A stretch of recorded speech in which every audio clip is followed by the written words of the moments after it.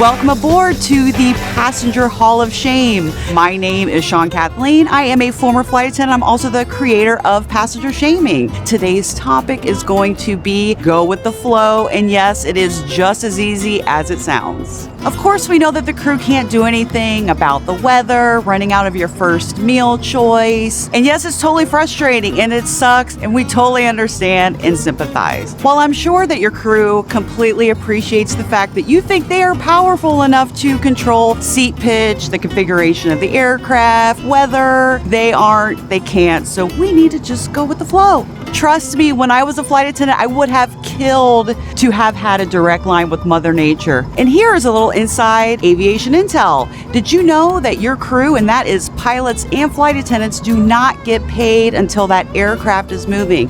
The door needs to be closed, the parking brake needs to be removed, and you need to be moving. Other than that, nothing.